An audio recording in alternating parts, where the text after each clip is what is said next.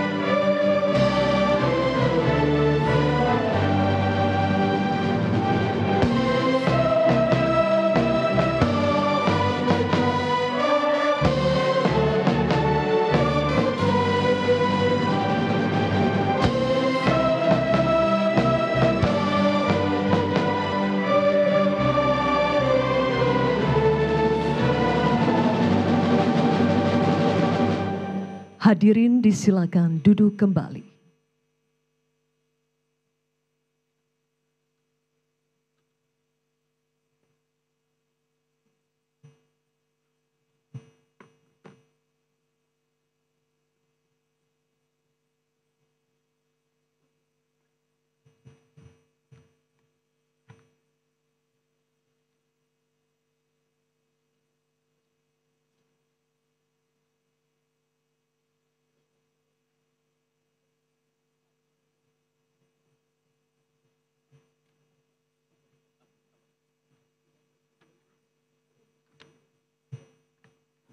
Baik pemirsa, saat ini sebentar lagi akan dibuka rapat paripurna oleh Ketua DPR RI dalam rangkaian pidato kenegaraan Presiden RI, penyampaian pengantar atau keterangan atas RUU tentang APBN tahun anggaran 2026 beserta nota keuangan dan dokumen pendukungnya.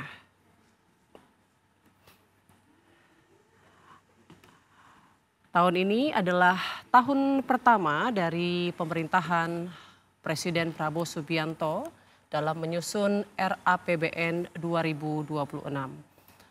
Sekaligus pemerintah akan menghadapi tantangan sekaligus peluang untuk menjaga stabilitas ekonomi yang masih dinamis, memperkuat ketahanan pangan dan energi seperti yang ditargetkan oleh Presiden Prabowo Subianto, serta memastikan pemerataan pembangunan di seluruh Nusantara.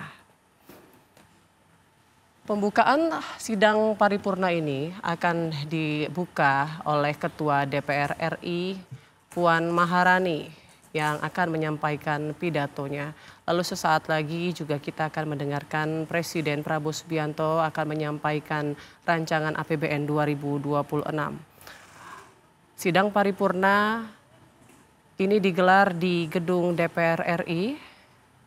Saat ini seluruh perhatian tertuju pada pidato atau penyampaian RAPBN 2026, di mana inilah akan menjadi arahan atau arah kebijakan pembangunan, prioritas ekonomi, dan strategi untuk 1 tahun ke depan. Sambil kita menunggu. Assalamualaikum warahmatullahi wabarakatuh.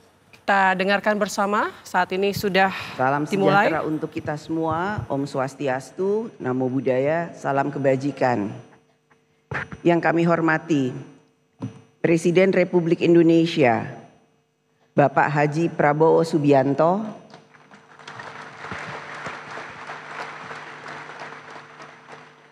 yang kami hormati, Wakil Presiden Republik Indonesia, Bapak Gibran Rakabuming Raka,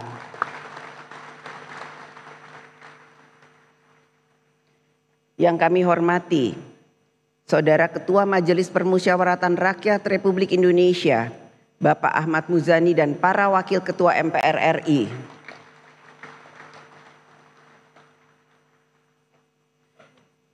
yang kami hormati, Saudara Wakil Ketua dan anggota DPR Republik Indonesia, yang kami hormati, Saudara Ketua Dewan Perwakilan Daerah Republik Indonesia, Bapak Sultan Bahtiar Najamuddin, dan para Wakil Ketua serta seluruh anggota DPD RI. Yang kami hormati, Saudara Ketua Badan Pemeriksa Keuangan Republik Indonesia, Ibu Dr. Insinyur Ismayatun CSFA, CFRA,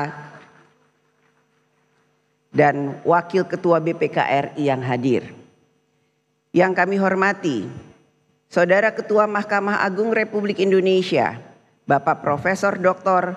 Haji Sunarto SHMH, dan Wakil Ketua Mahkamah Agung RI.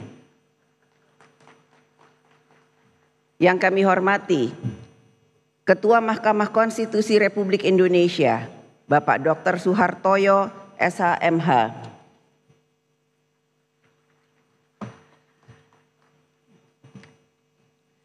Yang kami hormati, Ketua Komisi Yudisial Republik Indonesia, Bapak Profesor Amzulian Rifai SHLMM PhD. Yang kami hormati, para Menteri Kabinet Merah Putih serta Jaksa Agung, Panglima TNI dan Kapolri. Para Ketua Umum partai-partai politik, rekan-rekan pers dan para undangan yang berbahagia, serta seluruh rakyat Indonesia yang kami muliakan. Berdasarkan catatan Sekretariat Jenderal DPR RI, telah hadir sebanyak 473 orang anggota terdiri dari seluruh unsur fraksi DPR RI, maka quorum telah tercapai. Dan dengan mengucap Bismillahirrohmanirrohim, perkenankan kami selaku pimpinan Dewan membuka rapat paripurna DPR RI yang ke-1 masa persidangan pertama tahun sidang 2025-2026 hari Jumat tanggal 15 Agustus 2025 dan kami nyatakan dibuka dan terbuka untuk umum.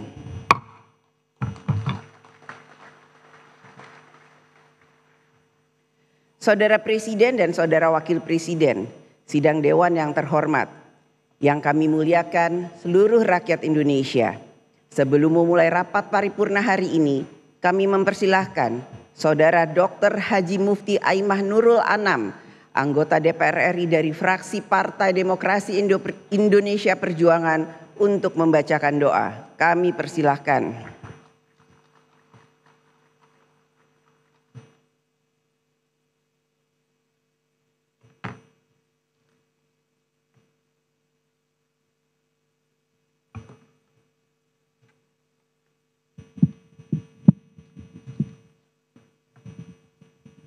Assalamualaikum warahmatullahi wabarakatuh. Waalaikumsalam warahmatullahi wabarakatuh. Izinkan kami menyampaikan doa dalam agama Islam bagi hadirin yang beragama lain, mohon berkenan menyesuaikan. Bismillahirrahmanirrahim. Alhamdulillahi rabbil alamin. Hamdas syakirin, hamdan na'imin, hamdan yuafi ni'amahu wa yukafi'u mazidah. Ya Rabbana lakal hamdu kama yanbaghi li jalali wajhikal karimi wa azimi sultanik. Allahumma salli wa sallim wa barik ala sayyidina Muhammadinil fatihi lima ughliq wal khatimi lima sabak nasiril haqqi bil haqqi wal hadi ila siratikal mustaqim wa ala alihi wa sahbihi haqqa qadrihi wa miqdarihil azim. Ya Allah, yang membelah malam dengan kelembutan, yang menurunkan embun hidayah di antara keringnya hati kami berkumpul hari ini melaksanakan sidang paripurna di bawah langit kemerdekaan yang pernah diwarnai dengan darah para pejuang.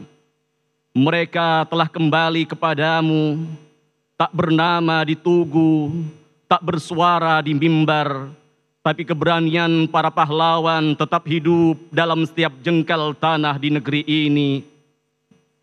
Ya Allah, ya Rahim, betapa jauhnya kami dari ketulusan mereka. Kami bicara soal rakyat tapi kadang abai mendengarnya. Kami lantang berteriak keadilan tapi gamang menegakkannya. Ampuni kami yang lebih gemar saling menyalahkan, disesatkan oleh keinginan untuk saling menggunting dalam lipatan. Ampuni kami yang masih saling menjatuhkan, padahal bangsa butuh kami saling menguatkan.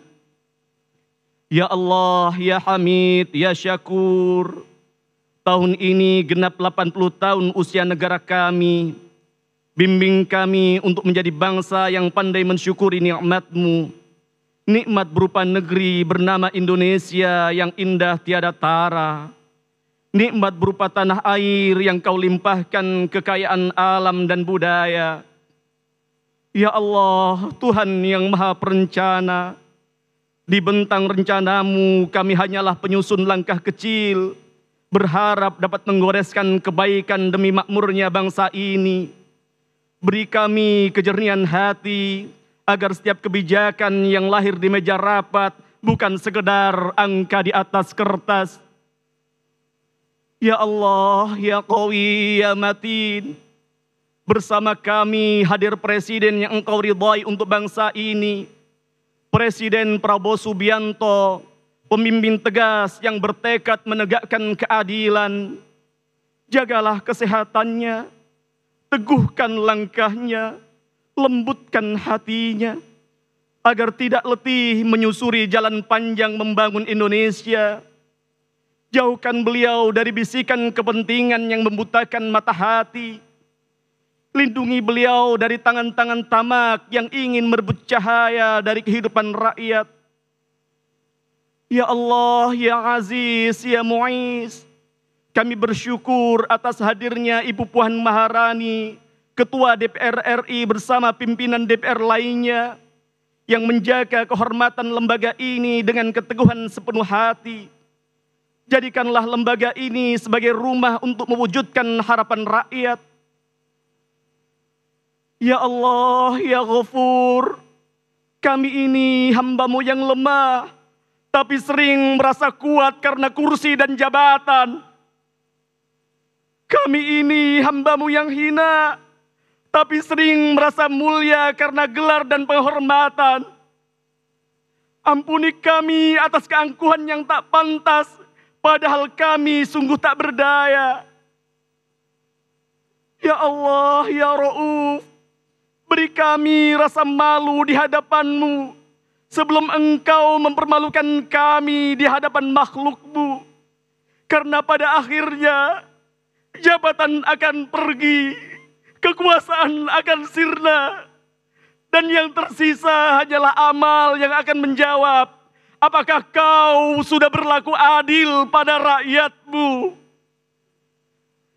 Nastaghfirullahaladzim. Tegurlah kami jika kami lupa. Sadarkan kami saat kami terlena. Rabbana taqabbal du'aana wa illam taghfir lana wa tarhamna lanakunanna minal khasirin. Subhana rabbika rabbil izzati amma yasifun wa salamun alal mursalin walhamdulillahi rabbil alamin. Wa'fu minkum. Wassalamualaikum warahmatullahi wabarakatuh.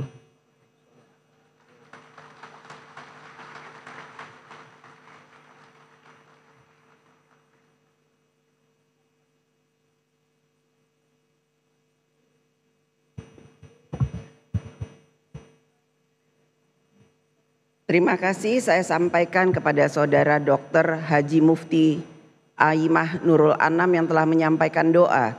Semoga Allah Subhanahu wa Ta'ala, Tuhan yang Maha Esa, mengabulkan doa kita. Amin. Saudara Presiden dan Saudara Wakil Presiden, Sidang Dewan yang terhormat, yang kami muliakan seluruh rakyat Indonesia. Rapat paripurna DPR RI pada siang hari ini memiliki dua agenda, yaitu pertama, pidato Ketua DPR RI dalam rangka pembukaan masa persidangan pertama tahun sidang 2025-2026. Kedua, pidato kenegaraan Presiden Republik Indonesia dalam rangka penyampaian keterangan Presiden atas rancangan undang-undang tentang anggaran pendapatan dan belanja negara tahun anggaran 2026 beserta nota keuangan dan dokumen pendukungnya. Untuk itu, izinkan saya menyampaikan pidato pembukaan masa persidangan pertama tahun sidang 2025-2026 dari atas podium.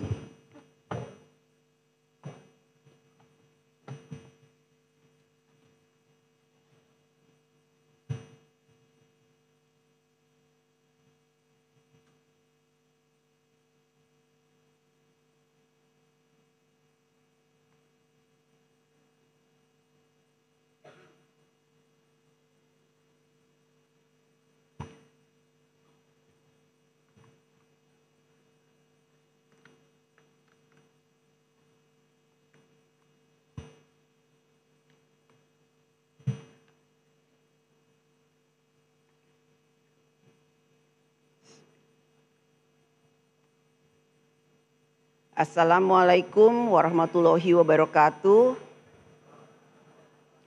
Salam damai sejahtera untuk kita semua. Om Swastiastu, Namo Buddhaya, salam kebajikan.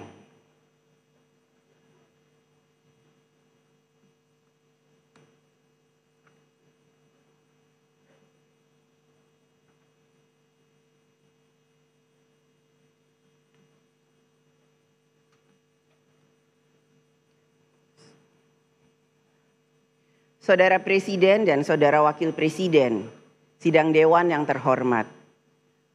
Pembukaan masa sidang ini menandai dimulainya tahun kedua masa bakti DPR RI periode tahun 2024-2029.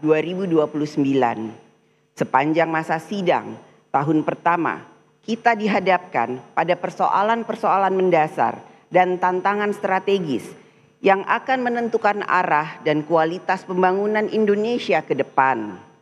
Permasalahan dan tantangan yang harus kita selesaikan bukanlah pekerjaan administratif, melainkan pekerjaan rumah yang menyangkut hal-hal paling mendasar dalam kehidupan bernegara, keadilan sosial, kesejahteraan rakyat, pemerataan pembangunan, dan penguatan kedaulatan nasional.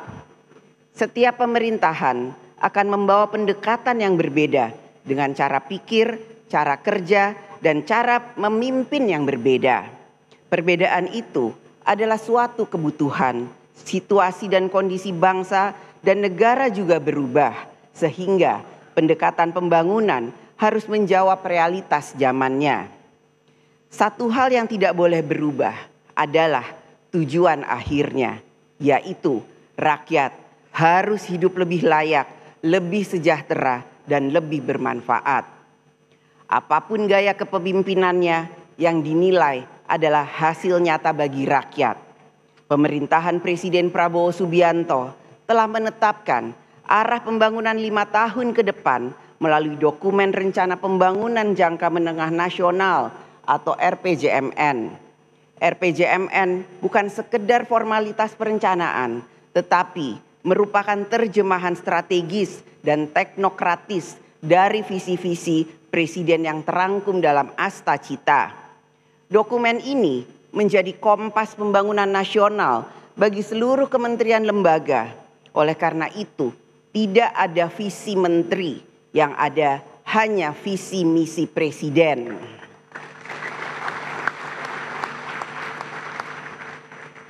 Pembangunan bukanlah proses yang instan. Tidak semua hasil pembangunan dapat dirasakan seketika. Pembangunan membutuhkan waktu, konsistensi, dan kesinambungan kebijakan. Kebijakan yang hanya berorientasi pada kepentingan sesaat, sebesar apapun tampaknya hari ini baik, akan tetapi dapat berisiko menjadi beban negara di masa depan. Oleh karena itu, DPR RI bersama pemerintah memegang tanggung jawab konstitusional yang besar untuk memastikan bahwa setiap kebijakan negara, baik dalam politik hukum, politik pertahanan, politik pembangunan, maupun politik anggaran, dirumuskan secara cermat dengan mempertimbangkan secara menyeluruh manfaat dan risiko baik jangka pendek maupun jangka panjang. Setiap kebijakan harus berorientasi sepenuhnya pada kepentingan rakyat, bukan semata pada kepentingan sektoral atau kepentingan jangka pendek. Masa sidang tahun kedua ini merupakan momentum strategis bagi DPR RI dan pemerintah untuk melakukan penguatan arah kebijakan negara secara menyeluruh.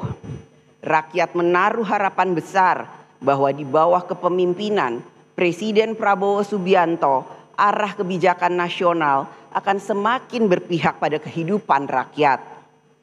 Dalam mewujudkan harapan tersebut, DPR RI melalui fungsi legislasi, fungsi anggaran, dan fungsi pengawasan akan menjalankan perannya sebagai mitra konstitusional pemerintah dalam mensukseskan pembangunan nasional. DPR RI akan memastikan bahwa seluruh pelaksanaan pembangunan nasional dilakukan dalam kerangka hukum yang berlaku berdasarkan peraturan perundang-undangan serta berorientasi pada kepentingan rakyat. Saudara Presiden dan Saudara Wakil Presiden, sidang dewan yang terhormat, dalam melaksanakan fungsi legislasi, DPR RI bersama pemerintah memiliki tanggung jawab bersama dalam membentuk undang-undang untuk memenuhi kebutuhan legislasi nasional. Pada kesempatan ini, izinkan kami menyampaikan kinerja pembentukan undang-undang pada tahun pertama keanggotaan DPR RI periode 2024-2029. Hingga saat ini, DPR RI bersama dengan pemerintah telah menyelesaikan pembahasan 14 rancangan undang-undang, yaitu Komisi 1, 1 undang-undang.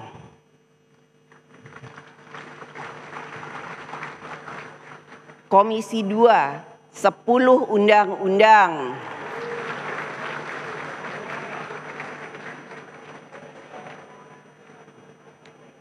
Komisi 6, 1 undang-undang.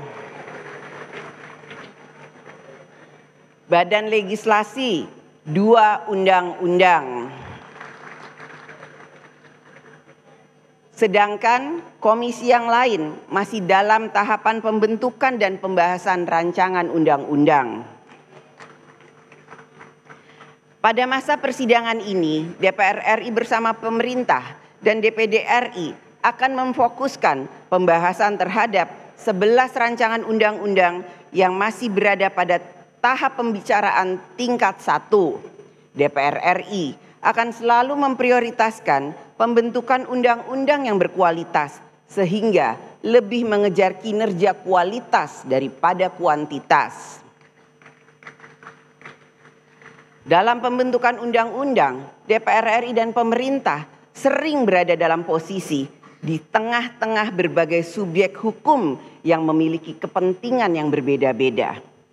Seperti antara majikan dan pekerja, pengusaha dan konsumen, aparatur dan rakyat, penyedia jasa dan pengguna, serta berbagai relasi sosial lainnya. Seperti menjadi wasit di tengah pertandingan olahraga, semua pihak merasa benar. Dan kalau ada peluit dibunyikan, yang protes juga pasti banyak. Belum lagi pengamat-pengamat yang memberi komentar pro dan kontra. Tapi begitulah demokrasi, ramai, penuh aspirasi, dan harus sabar mendengar sebelum mengetuk palu. Tanggung jawab utama pembentuk undang-undang adalah bersikap adil dan bijaksana dalam merumuskan norma hukum yang mengatur hubungan-hubungan tersebut. Konstitusi menghendaki agar hukum dapat menjadi instrumen keadilan bagi seluruh warga negara. Untuk itulah, dalam setiap proses pembentukan undang-undang, partisipasi masyarakat yang bermakna atau meaningful participation merupakan syarat yang sangat penting. Partisipasi ini adalah wujud kedaulatan rakyat. Dengan mendengar, menimbang, dan memperhatikan seluruh aspirasi masyarakat, produk hukum yang dihasilkan akan memiliki legitimasi keadilan dan penerimaan publik yang lebih kuat. Saudara Presiden dan Saudara Wakil Presiden, sidang dewan yang terhormat, fungsi pengawasan DPR RI diarahkan untuk meningkatkan kinerja pemerintah dalam menangani urusan rakyat dan dalam menjalankan undang-undang. DPR RI memberikan perhatian yang besar terkait permasalahan yang menjadi perhatian rakyat, yaitu antara lain 1. Penanganan dan penyelesaian masalah pemblokiran rekening dorman oleh PPATK. 2. Rencana penertiban kawasan dan tanah terlantar oleh negara. 3. Pelaksanaan program sekolah rakyat. 4. Evaluasi pelaksanaan program makan bergizi gratis. 5. Tata kelola pemberian tunjangan jabatan fungsional tertentu di kementerian lembaga dan di daerah. 6. Rencana perubahan pola penyaluran bantuan sosial dari seumur hidup menjadi 5 tahun. 7. Perlindungan data pribadi warga negara Indonesia sebagai bagian kesepakatan tarif dagang. 8. Pelaksanaan putusan MK tentang pendidikan gratis SD dan SMP. 9. Sinergi pemerintah pusat dan pemerintah daerah dalam pelaksanaan program strategis nasional. 10. Pelaksanaan royalti hak cipta lagu. Dan tentu saja masih banyak persoalan rakyat yang disampaikan langsung kepada DPR RI, baik melalui aspirasi daerah pemilihan, pengaduan publik, maupun forum-forum resmi yang disediakan oleh DPR. Harapan rakyat jelas agar setiap masalah yang mereka hadapi mendapat perhatian dan dapat segera terselesaikan melalui kebijakan negara yang responsif. Sepanjang 1 tahun terakhir, DPR RI telah menerima laporan dan pengaduan masyarakat yang jumlahnya mencapai 5.642 laporan. Kalau dibagi rata-rata per hari, terdapat 15 sampai 16 laporan pengaduan masyarakat yang dimohonkan untuk dapat dibantu penyelesaiannya. Setiap laporan tersebut telah ditindaklanjuti melalui fungsi pengawasan DPR RI dengan rekomendasi-rekomendasi untuk ditindaklanjuti oleh pemerintah secara cepat dan tepat. Tindak lanjut rekomendasi tersebut bukan sekedar kewajiban administratif, melainkan bagian dari komitmen konstitusional dalam hubungan kemitraan kekuasaan yang sejajar antara lembaga legislatif dan eksekutif.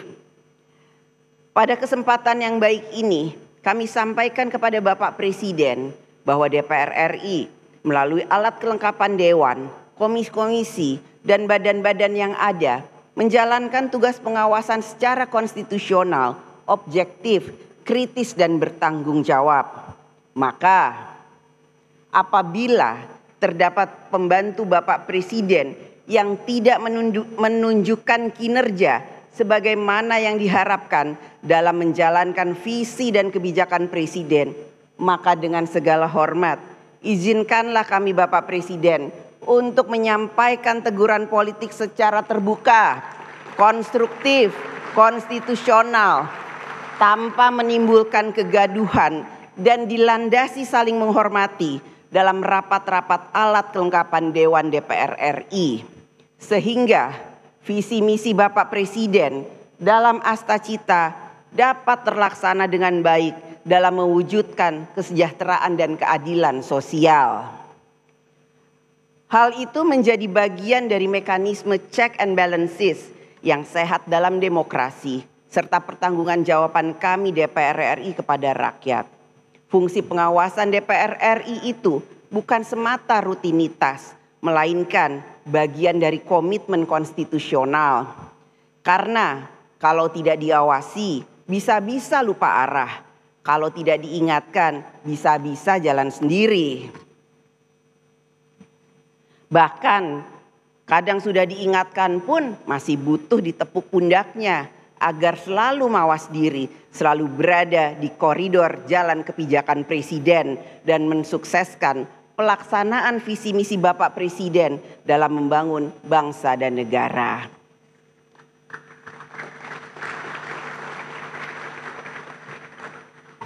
DPR RI juga turut menjalankan peran diplomasi parlemen sebagai bagian dari upaya untuk memperkuat pelaksanaan kebijakan politik luar negeri Indonesia.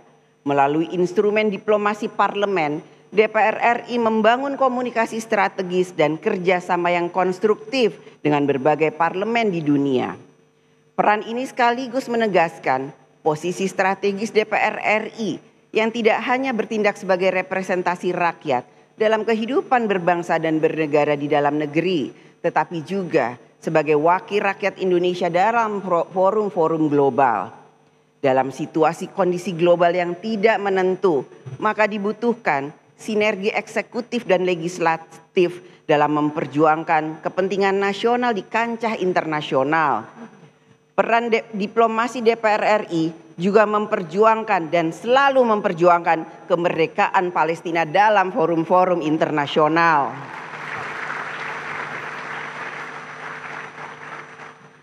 Saudara Presiden dan Saudara Wakil Presiden Sidang Dewan yang terhormat, agenda kedua pada sidang hari ini adalah pidato Presiden Republik Indonesia dalam penyampaian keterangan pemerintah atas rancangan undang-undang tentang anggaran pendapatan dan belanja negara APBN tahun anggaran 2026 beserta nota keuangannya. Dampak dari pusaran kondisi dan situasi global yang tidak menentu adalah pada gerak perekonomian global yang melambat, distribusi komoditas strategis juga terganggu, dan rantai pasok industri juga dapat terpengaruh, yang pada akhirnya ikut mempengaruhi kondisi moneter, fiskal, sektoril nasional, dan pendapatan masyarakat di Indonesia. Penyusunan rancangan undang-undang APBN tahun anggaran 2026 diharapkan telah mempertimbangkan berbagai faktor global tersebut dalam kebijakan fiskal tahun 2026. APBN sebagai instrumen yang sangat penting dalam menjaga stabilitas ekonomi nasional, menopang daya beli masyarakat, memenuhi kebutuhan dasar rakyat, dan menjalankan pembangunan di segala bidang, selalu memiliki ruang fiskal yang terbatas. Kebutuhan belanja negara yang untuk pembangunan akan selalu lebih besar dibandingkan dengan kemampuan pendapatan negara. Oleh karena itu, dalam keterbatasan ruang fiskal dan ruang defisit yang ketat, maka pemerintah harus dapat menetapkan prioritas belanja serta menjalankan kebijakan belanja yang efektif dan efisien. Selama 1 tahun terakhir, pemerintah telah melakukan sejumlah upaya untuk mengkonsolidasikan program kementerian lembaga, termaksud melakukan efisiensi anggaran kementerian lembaga. Bapak Presiden yang terhormat, mengenai efisiensi belanja tahun 2025, Kementerian lembaga selalu curhat atau selalu menceritakan curahan hatinya ke komisi-komisi yang menjadi mitra kerjanya. Curhat masalah cinta segitiga juga Bapak Presiden. Terkait dengan program prioritas, tambahan anggaran, dan juga bagaimana kebijakan efisiensi yang sedang berlanjut atau berlangsung. Namun, cinta segitiga itu tidak harus berakhir dengan patah hati, karena semua pihak dapat saling memahami kepentingan dan menempatkan kepentingan rakyat di atas segalanya.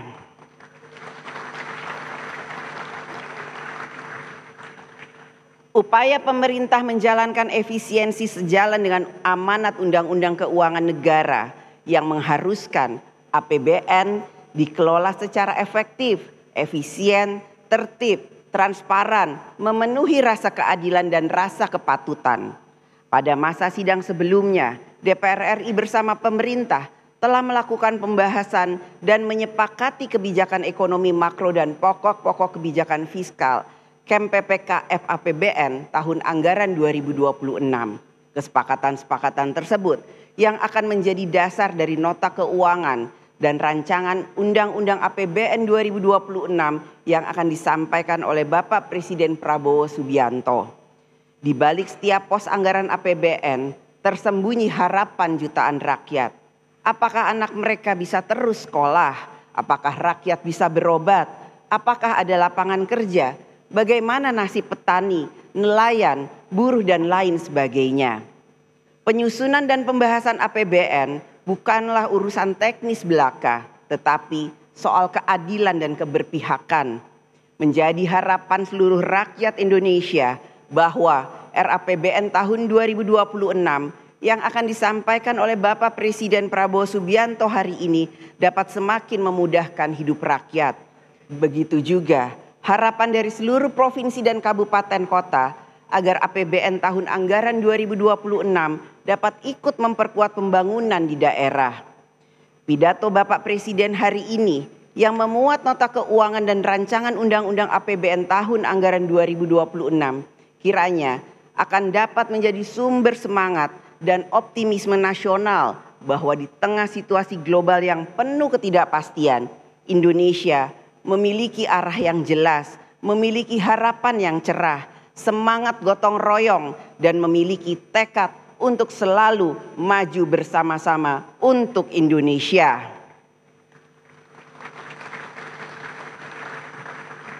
Sidang Dewan yang terhormat, dengan mengucapkan Bismillahirrohmanirrohim atas nama pimpinan DPR RI, dengan ini saya mengumumkan kepada seluruh rakyat Indonesia bahwa masa persidangan 1 DPR RI tahun sidang 2025-2026 akan dimulai sejak hari ini, Jumat 15 Agustus 2025 sampai dengan Kamis 2 Oktober 2025. Marilah kita DPR RI pada masa persidangan ini dapat menghasilkan kebijakan-kebijakan negara yang dapat melindungi rakyat, mensejahterakan rakyat, mencerdaskan rakyat, dan ikut serta dalam membangun tatanan dunia yang lebih baik. Kepada anggota Dewan yang terhormat, selamat bekerja memperjuangkan kesejahteraan rakyat. Semoga Allah Subhanahu wa Ta'ala, Tuhan yang Maha Esa, memberikan rahmat dan bimbingannya kepada kita semua. Merdeka! Merdeka! Merdeka!